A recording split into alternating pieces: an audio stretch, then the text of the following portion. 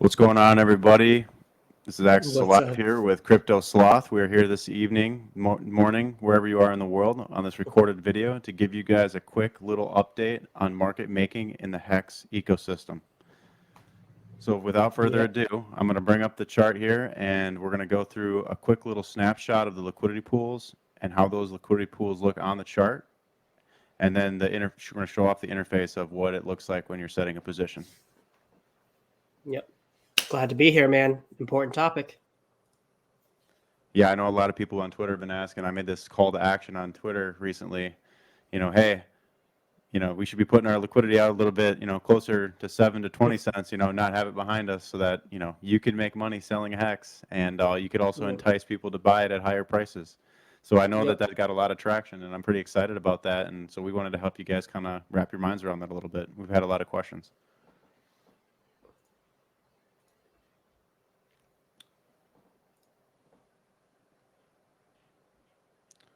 So Slothman, what are we seeing here on this Hex chart? You can see the price in pink here on the Yep. line, but where are all these bars that are on the chart?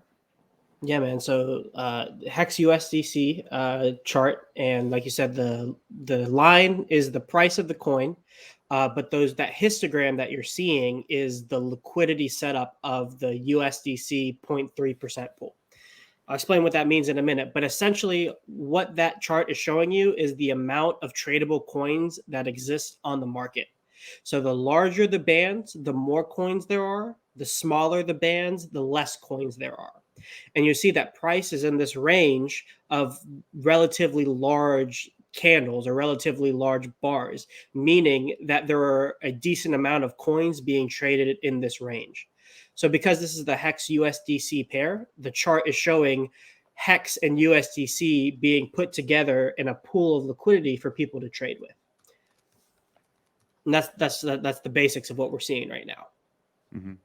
So Yeah. again, to last point here, this is basically a range that we're trading in, where the low side of the range is 5.8 cents and the high side of the range is 8.1 cents.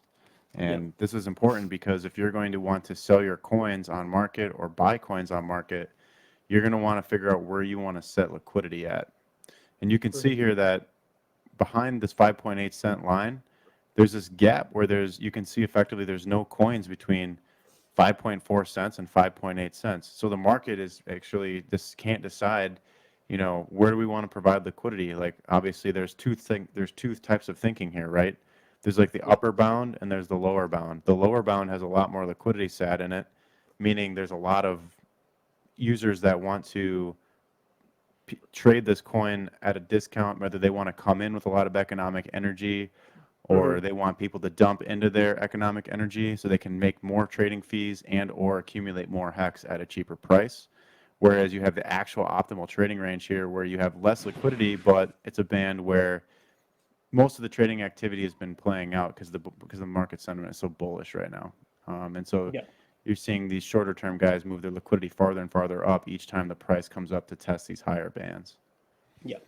And so to speak on the tweet that you were talking about, why would we want people to move their liquidity higher? When you look at a V3 liquidity chart like this, everything above the price is Hex, only Hex, and everything below the price is just USDC. Excuse me. And the reason for that is because people are placing it at a higher price to potentially sell at, or they say, I want people to trade with my coins at this higher price. And putting it below the price means, hey, I want to buy the coins or have people trade with my USDC at a lower price. And so when you have the shorter bars on the graph, that means there's less money at that specific price. So price moves faster in both the upwards and downwards direction because you eat through that liquidity faster with smaller market orders.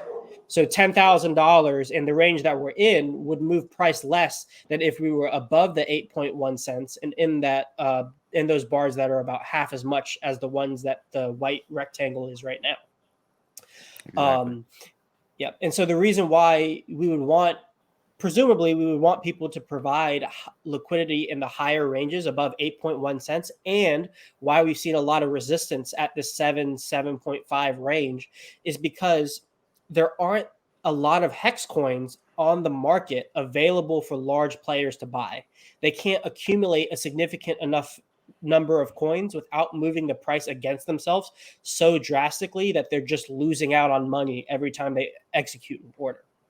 And so by people providing liquidity at a higher price range, it provides the coins for people to buy into to allow the price go up.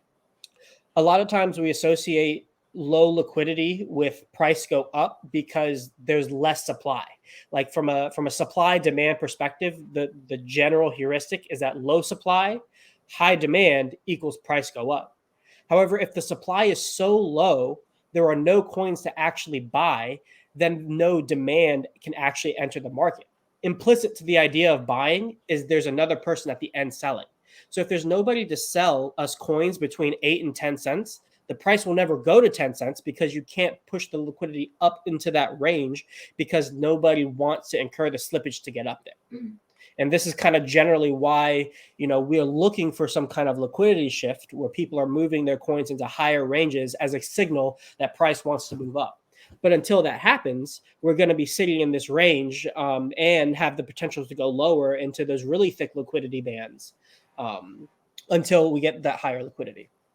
So let's take this liquidity chart and flip it on its side now. And here you can see we're looking at that same yellow bars pattern now in white and flipped on its side. So where the price is in red, if the price moves to the right, price is going up. Price moves to the left, price is going down. So we need to know, okay, we have some HEX or we have some USDC. We either want to buy or we want to sell. And if we're going to do it, let's make some fees along the way. So as you can see, to the right of price, there's less coins available. There's less HEX for sale. To the left, there's a lot of USDC that's trying to effectively buy HEX, right? Yep. So now the question is, well, how do we set a position? Mm-hmm. Yeah. So yeah, this is is this the Uniswap front end? Yeah, that's the Uniswap front end. And this is where you'd want to go to set a V3 position, a concentrated liquidity position. So you see those two blue bars on the histogram. Well, first, that histogram is the same one we've been looking at on the price chart and on the horizontal chart. This is just on the Uniswap UI, and then those bars represent the range your liquidity is in. Now, here's something interesting. Access, take the one on the left and move it to the right of where price currently is. Keep going.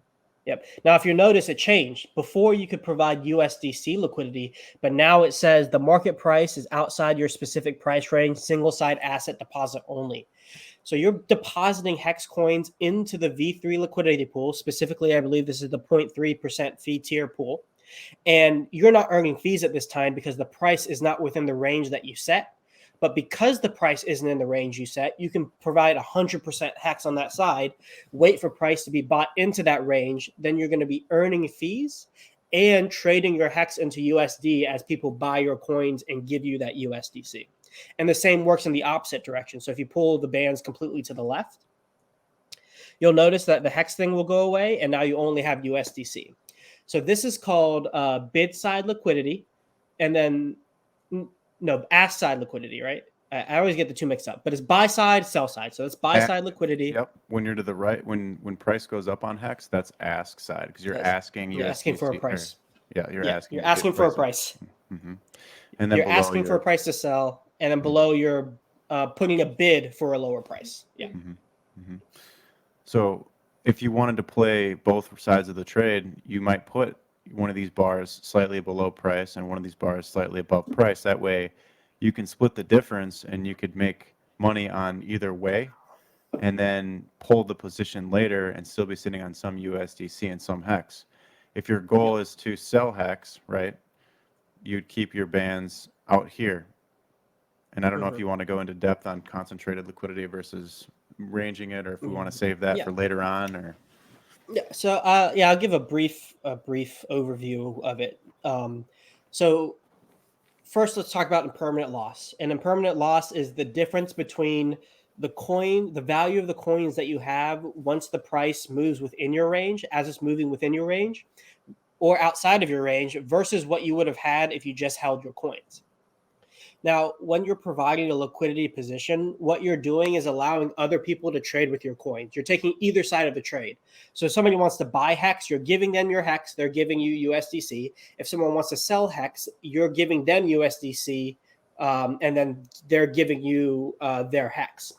Now, whenever coins are being bought, price is going up.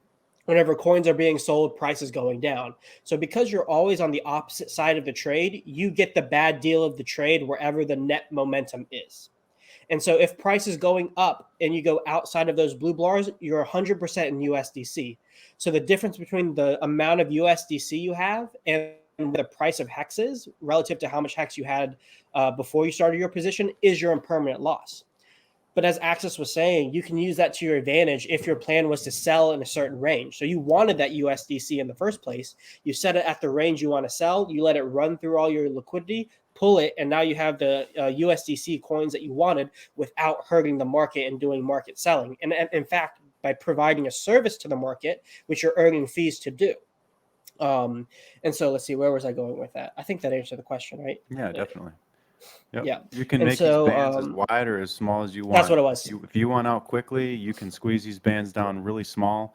And if the price moves north of your bands, then you're sitting on USDC. You made a little bit of fees, Yep. and you can exit your LP position. Same Yep. thing is true to And the downside. Yep. Yep. And keep in mind, the tighter your bands are, the more of your coins are being used actively in market trading. So you're earning more of the fees. So say somebody provides a wide range with $100,000 and you provide a short range with $10,000. If price is trading within your range, you could actually be earning more fees for that given time than the $100,000 person. However, once you go out of range, you're completely in one coin and out of the other, and that other person with the wider range is earning fees at that given time. So there's a whole dynamic and strategy behind: are you looking to sell? Are you looking to buy? Are you looking to earn fees? Or are you trying to get some synergy between the two of those? So two of those, basically. Fees and buying, fees and selling. And that's a whole concept, whole topic to discuss Yeah. So too. if this is something that you guys want to know more about, Crypto Sloth and I are going to be hosting a crypto boot camp in the market, specifically geared towards and focused on market making and DeFi, and specifically on the Hex contract and beyond. So that's something that interests you. Just keep your eyes peeled. We'll be announcing something in the not too distant future. It's going to be like a 3-day event where we'll just get together and we'll go through this. We'll calculate ROIs. We'll talk about sentiment analysis and strategies behind setting LP for a purpose. And so if that's something that interests you, keep an eye peeled on Twitter. I'm sure it'll be out there, and I'll be mentioning it in my streams as well. So anything else you want to say before we wrap this one up? It'll be like a complete crash course. If you know nothing, if you know nothing or you know a little bit, or you just want to sharpen your skills, you'll have a concentrated number of basically classes and walkthroughs on how to do all of this stuff efficiently with multiple scenarios. So if that's something you're interested in, keep your eyes peeled. I'm excited for it, man. All right, man. I am too. I can't wait. All right, guys. With that, we're out. Peace. Peace out.